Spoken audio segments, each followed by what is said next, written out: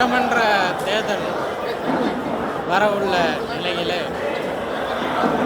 திராவிட முன்னேற்றக் கழகத்தின் கூட்டணி நாள்தோறும் பலப்பட்டு வருகிறது.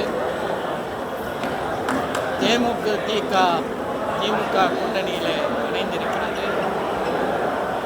2 முறை முதலமைச்சராகவும் 1 முறை துணை முதலமைச்சராகவும் இருந்த நீண்ட நெடிய அரசியல் அனுபவம் பெற்ற திரு ஓ பன்னீர்செல்வம் அவர்கள் இன்று திராவிட முன்னேற்றக் கழகத்தில் இணைந்திருக்கிறார்.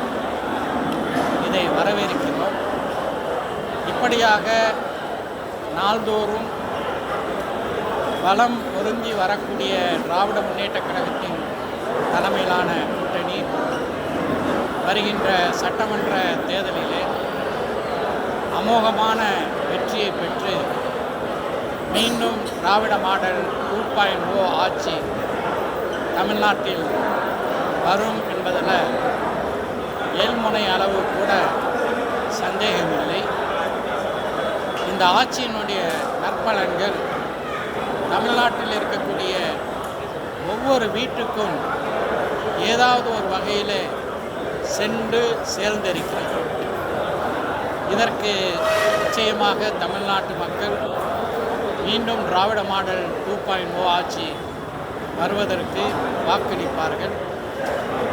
திராவிட முன்னேற்றக் கழகத்தினுடைய தலைவர் தளபதி மு.க. ஸ்டாலின் அவர்கள் மீண்டும் தமிழ்நாட்டின் முதலமைச்சராக 2வது முறை பொறுப்பேற்பார்கள் என்பதில் வேறு கருத்து இருக்க முடியாது.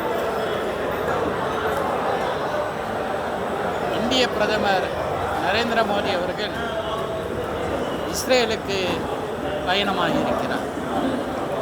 தொடர்ந்து ஐநா மன்றத்தினால் காசாவிலும் மேற்கு கரையிலும் அதாவது பாலஸ்தீனத்திலும் நடைபெற்று வருவது மனித குலத்திற்கு எதிரான ஒரு குற்றம் என்று சொல்லியிருக்கக்கூடிய ஒரு சூழலில் 2ஆம் முறையாக சமீப காலத்தில் நரேந்திர மோடி அவர்கள் இஸ்ரேலுக்கு சென்றிருப்பது அஹிம்சையை போதிக்கக்கூடிய காந்தியடிகளை தலகர்த்தராக கொண்டிருக்கக்கூடிய நம்முடைய இந்திய நாட்டிற்கு செய்யக்கூடிய மிகப்பெரிய ஒரு துரோகச் செயல் என்றே வர்ணிக்க முடியும்.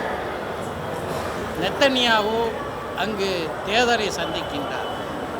ஒரு நாட்டின் பிரதமர் வேறு ஒரு நாட்டின் தேர்தல் பரப்புரைக்காக வேண்டி பயணம் சென்றிருப்பது அதை பிரைவேட் விசிட் தனிப்பட்ட பயணம் என்று இஸ்ரேலி பிரதமர் நெத்தன்யாகு வர்ணித்திருக்கிறார்.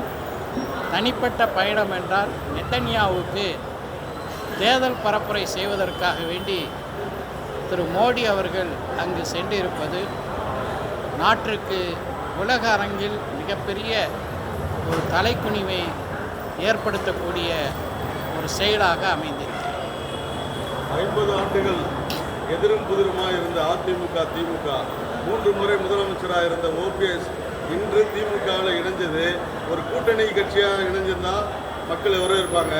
ஒரு கட்சியிலே இணைக்கப்பட்டிருக்காரு. இது எப்படி மக்கள் ஏற்றுப்பாங்கன்னு சொல்லி நினைக்கிறீங்க? இல்லை, இன்றைக்கு அதிமுக பாஜகவுடன் கூட்டணி சேர்ந்து பாஜக தொடர்ந்து இந்த 5 ஆண்டு காலமாக ஏன் அதற்கு முன்பும் கூட எடப்பாடி பழனிசாமி அவர்கள் முதலமைச்சராக இருந்த காலகட்டத்திலும் கூட தமிழ்நாட்டுக்கு எதிரான ஒரு செயல்பாடை தான் தொடர்ந்து செய்து வருகிறது. ஒரு எடுத்துக்காட்டாக சொல்ல வேண்டுமென்றால் தமிழ்நாடு இன்று இந்தியாவில் கல்வியில் முன்னணி மாநிலமாக இருக்கிறது. அனைவருக்கும் கல்வி திட்டத்திற்காக வேண்டி நமக்கு தர வேண்டிய பணத்தை கொடுப்பதற்கு மோடி அரசு மறுக்கின்றது. இப்படியான தமிழ்நாட்டின் விரோதமாக பாஜக செயல்படும் போது அதனுடன் அதிமுக கூட்டணி சேர்ந்திருப்பதை முன்னாள் முதலமைச்சர் செல்வி ஜெயலலிதா அவர்கள் கூட நிச்சயமாக வன்மையாக கண்டித்திருப்பார்.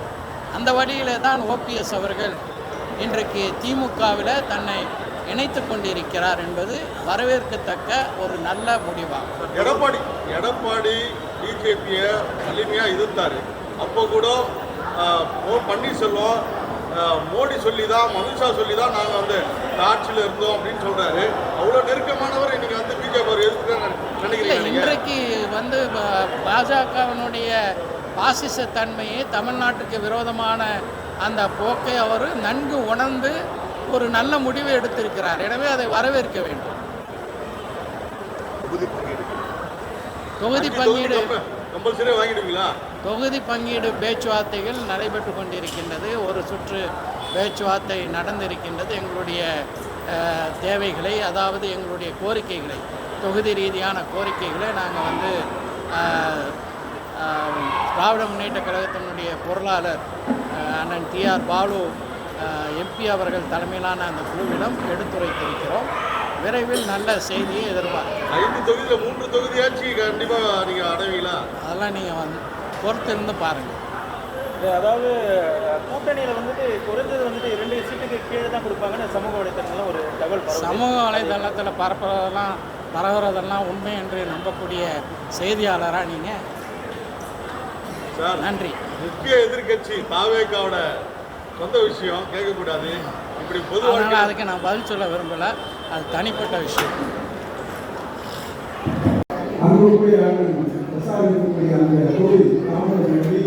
அனைத்து சமூக மக்கள் வாழக்கூடிய தொகுதியாக இருக்கின்றோம். எந்த பகுதியில் 100 தேர்தலுக்கு இந்த கோரிக்கை குறித்து நான் மட்டுமே சட்டமன்ற உறுப்பினர் அந்த கோரிக்கை அண்ணன் காமராஜர் பற்றி சொல்ல வேண்டியதே இல்லை. அது எப்பவுமே ராமநாதன் சட்டமன்றத்துடைய உறுப்பினர் மதிப்பிற்கு மரியாதைக்குரிய தலைவர் சிறப்பாக ஏற்பாடு செய்திருக்கின்ற இஃப்தார் என்ற அந்த நோன்பு தொடர்பு நிகழ்ச்சிக்கு தலைமை தாங்கி கொண்டிருக்கின்ற மனிதநேய மக்கள் கட்சியினுடைய துணை பொதுச் செயலாளர், தாம்பரம் மாவட்ட உறுப்பினர் தலைமை சகோதரர் யாக்கூப் அவர்கள் இந்த நிகழ்விலே பங்கு கொண்டு இங்கு வைக்கப்பட்ட கோரிக்கைகளை எல்லாம் உடனடியாக அது நிறைவேற்றி தரப்படும் என்று உரையாற்றி அமர்ந்திருக்கின்ற திராவிட முன்னேற்ற கழகத்தினுடைய தாம்பரம் மாநகர செயலாளர், தாம்பரம் சட்டமன்ற உறுப்பினர், அன்பிற்கினிய சகோதரர் எஸ்.ஆர். ராஜா அவர்கள், விடுதலை சிறுத்தைகள் கட்சியினுடைய துணை பொதுச் செயலாளர் அருமை சகோதரர் வன்னியரசு அவர்கள், இந்த நிகழ்விலே பங்குகொண்டிருக்கின்ற தாம்பரம் மாநகராட்சி மேயர் வசந்தகுமாரி அவர்கள், 4ஆம் மண்டல குழு தலைவர் காமராஜ் அவர்கள், இன்னும் 2 ஆம்புலன்ஸ்களை வாங்கிக் கொள்ள என் சொந்த பொருட்களை அந்த நோயை நான் வழங்கி என்னை பெருமைப்படுத்துவதாக கட்டி விருதுகள் என்று போய் என்னை வேறுபடுத்துகிறாரு. நீங்க வேறு, நான் வேறல்ல. சமுதாய ஒற்றுமையை பாதுகாக்கின்ற தலைவர்களாக வழங்கப்பட்டிருக்கிறோம். தற்போது 219 சுவாமி டிசம்பர் 26ஆம் தேதி தமிழக மக்களால் அப்போது எளிதாக நடக்கிறார். அங்கிருந்த ஆழி பேரலை 10,000கணக்கானோரின் உயிரில் குறைவுகளில் தொண்டர்கள் ஆற்றிய மீட்பு மற்றும் செய்தி பணிகள் அறப்பணிகள் எல்லா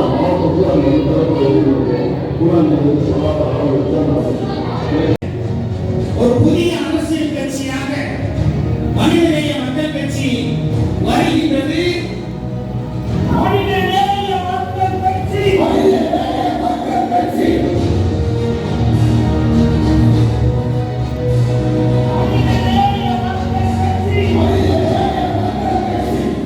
சுயநலமற்ற சேவை, சமரசமற்ற போராட்டம், தமிழகத்தின் மாசற்ற அரசியலுக்கு இலக்கணம் சொல்லும் ஒரே பெயர் மனிதநேய மக்கள் கட்சி. அரசாங்க அரசியலின் அடையாளமாகவும் தூய்மையான புதுவாழ்வுக்கு சான்றாகவும் திகழும் ஒரே இயக்கமான நமது மனிதநேய மக்கள் கட்சி வெறும் கட்சியாக அல்லாமல் அனைத்து தரப்பு மக்களால் சொல்லால் மட்டுமின்றி செயலால் நீக்கிட்டு மக்கள் மனதில் நீங்கா இடம் பெற்றுள்ளது. அனுமதி கொடுக்கவில்லை. கட்சியின் தலைவர் கண்ணியத்திற்குரிய பேராசிரியர் அவர்கள் முருகனின் அறுவடை விருதை போன்றான சுவாமிமலைக்கு பக்தர்கள் எளிதாக செல்வதற்கு முகநூல் பக்கத்தில் நேரலையில் தெரிவித்தார் இன்றைய தமிழ்நாட்டின் முதலமைச்சர் தளபதி அவர்கள். மிக பெரும் பணியை தாமுக செய்து வருகிறது. கொரோனாவால் இறந்தவர்களின் குரல்களை அடக்கம் செய்வதற்கு ஆரம்பத்தில் எத்தனை எதிர்ப்புகள் வந்தன என்பதை பார்த்தோம். அப்படி